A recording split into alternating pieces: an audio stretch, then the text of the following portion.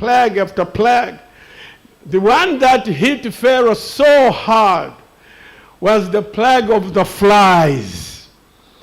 When I was reading about these flies, they were so huge. And it says they were landing on the edges of the eyelids of the people. They were torturing people. They were stinging those eyes until they became swollen, even disfigured the face of Pharaoh. Pharaoh was scared. And this hit him hard, because that's where he said, whoa, these people, I think they must go out. And he played a game. And that's what I want to take you through this morning. I want us to see the 4 compromises that Pharaoh offered to Moses. It's like saying, let's make a deal, Moses. I'm going to allow you to go, but let's make a deal. Let's make a compromise.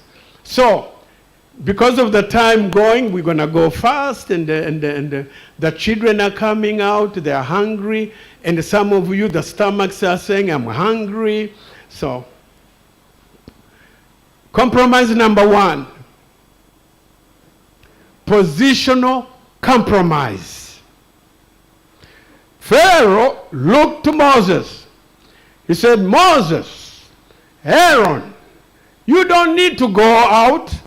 Stay in Egypt and sacrifice to your God.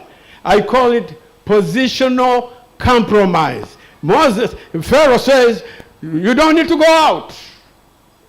Go sacrifice your God, but remain in the land. What can we learn from this compromise? Salvation is a journey. We must forsake Egypt. Abraham had to leave Ur. Lot had to leave Sodom. The prodigal must leave the pig pen. Noah condemned the world. It's a lie when the devil says you can have faith, you can be a Christian. You don't need to move out of the world. You can put one foot in the world, one foot in the church.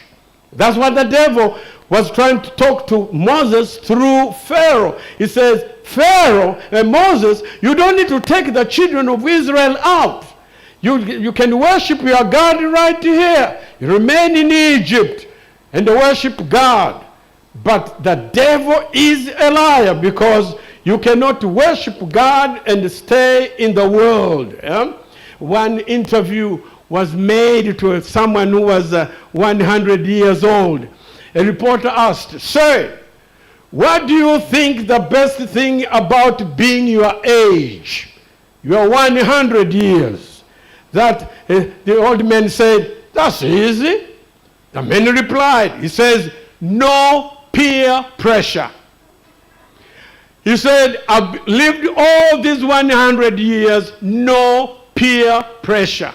You see, peer pressure affects everybody.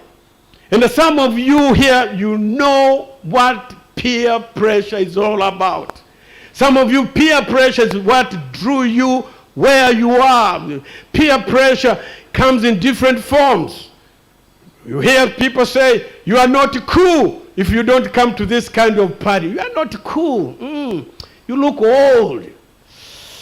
Peer pressure. I overheard some young people, children talking. I was in one country in Africa. I want to mention it because people are watching these sermons. And I hear 2 teenagers, 2 teens, girls, I hear one saying, do you have a boyfriend? He said, no. Why? He says, I don't know. I said, don't you have a boyfriend? Yeah, no. Well, I knew it was peer pressure now building up on that little girl. Peer pressure.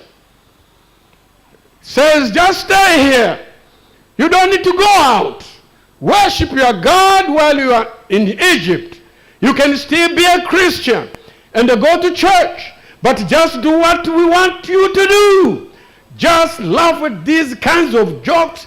You can still be religious, But just don't go all the way out for God. But listen to me, Masaki people. When you meet Jesus Christ, your life must be changed.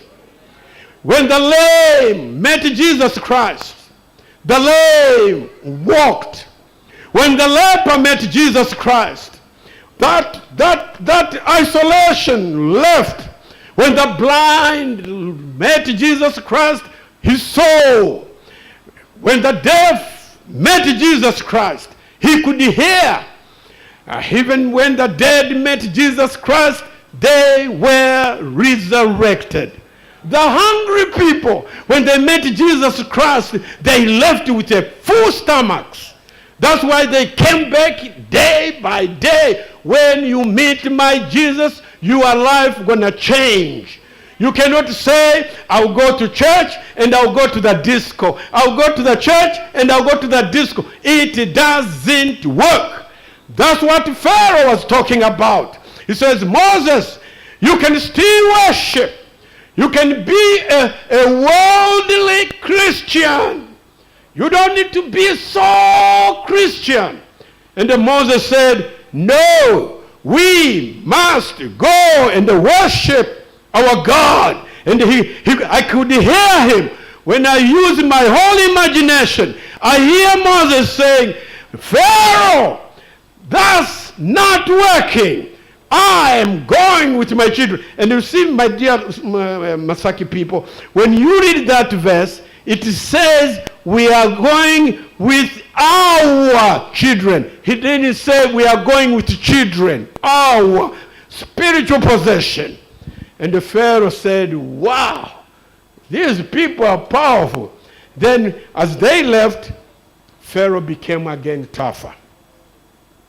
Compromise number 2. Spiritual compromise. The first one is what?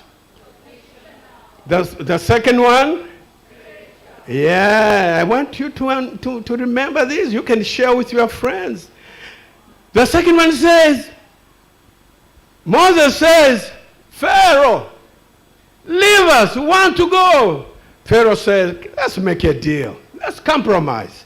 You see, that's how the devil always does. Compromise, compromise, compromise. So when I saw this text, Exodus 10 verse 9 is so powerful, it's so rich. I said, wow, this is a beautiful camp meeting.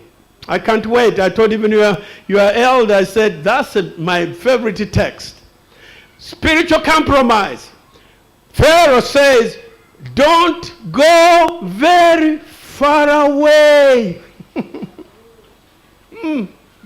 He says, stay where you may have fellowship with Egypt. Pharaoh says, Moses, Aaron, you don't need to go very far. Look, that's what the devil does to us even now. Many people tell us, don't go off the deep end, or don't carry that religion too far. And I've noticed something about people who say things like this. They are just like Pharaoh. When they are desperate, they are first ones to plead, pray for me. Don't misunderstand me. I have no problem praying for anyone. I just want to point out that even the most hard-hearted people ask for prayer at desperate times. Don't go too far. It says, don't go very far. If Satan can't keep you from going, he will at least try to keep you from going far. So the modern day Pharaoh say, don't be carried away with all the religious stuff. Why do you go to prayer meeting? Why do you go to camp meeting? Why do you want to be so much religious? Enjoy your life. We are young. That's how the devil does. He says, don't go too far.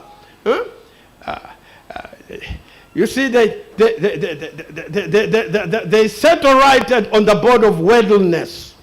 They hug the boundary. They live in the shadow of the Sphinx. The problem with listening to Pharaoh was to not go very fast, that in your spiritual life You will not go far. And the Pharaoh says, no. Let's make a deal. Let's compromise. Just be here. Don't be too religious. Just be here.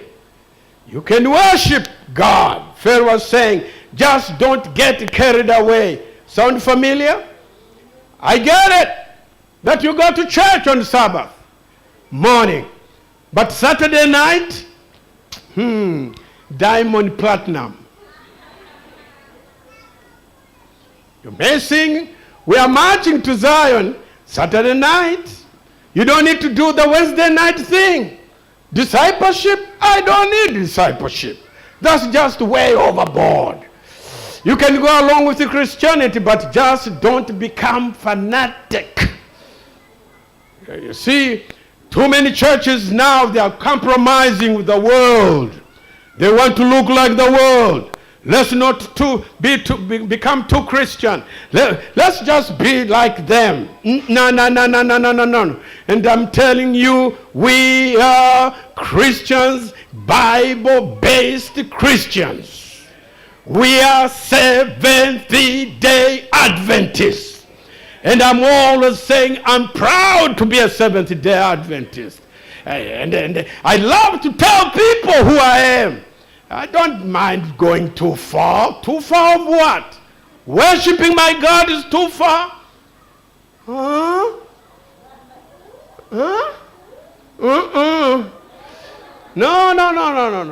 You know, Masaki, you are so lucky. You are still preaching the word. There are some churches that don't even preach the word. They are just wasting their time. You come to worship here, the pastor is wasting your time. You get out and say, so what did he say? Oh, Jesus is coming again.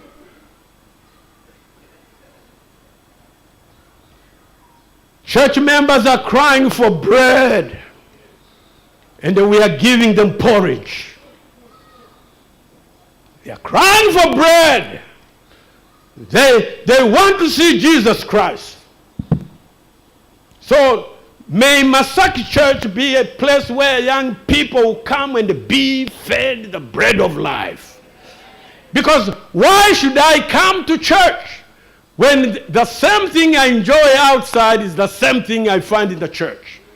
It will be a waste of time. Give them the word. Preach the word. Jesus is coming again. We don't need to entertain people, but preach the word. So Pharaoh says, you don't need to, don't be too Christian, man. Don't be too Adventist. Oh, my God. Oh, don't be too, yeah. Anyway, let me go. Time is going. Amen? I know. That's a good support. You know, the first one, the example is Demas. Demas loved what? The world. That's position. This second one here is Lot. You know Lot? With Abraham, when they fight, Lot decided, I want to go and pitch my tent first thing Sodom. I had a secretary somewhere here in the States. She said to me, Pastor Muganda, I love living in Washington, D.C. I said, why? She said, I love the smell. I love to watch the people. I love to see the buildings. I love the smell of that city, downtown. Well, I reminded her, I said, well, you better not be like Lot. You may be going to Sodom. But there are some people who are like Lot. They want to stay and face the world. We want to be closer to the world. Number 3, Moses looks into the eyes of Pharaoh. In fact, when I read this text, Pastor Mr. President, I see Pharaoh sitting up higher. Moses and Aaron, they're a little bit lower. Pharaoh says, you're not going